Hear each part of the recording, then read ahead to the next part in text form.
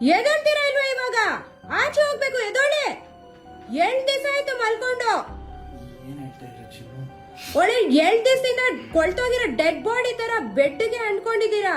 2 ದಿನಾನ ನಿಜವಾಗ್ಲೂ ಇವತ್ತು ಫ್ರೈಡೇ.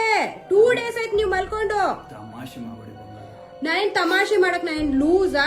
ನಿಜವಾಗ್ಲೂ ಇವತ್ತು ಫ್ರೈಡೇ. ಮತ್ತೆ ಏನಕ್ಕೆ ಎದ್ದೇಳ್ಸಿಲ್ಲ ನನ್ನ?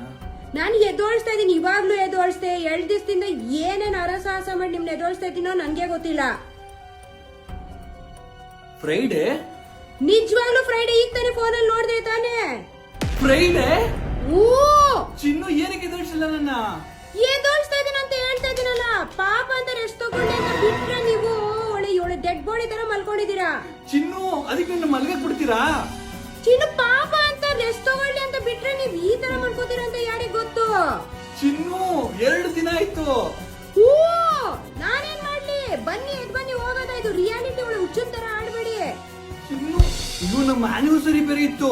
ಇನ್ನ 4-5 ದಿನ ಆದ್ಮೇಲೆ ಗ್ಯಾಪ್ ಉಸ್ಕೊಳ್ಳಿ. Sleeping beauty. ಸಾರಿ ಚಿನ್ನು ಸಾರಿ.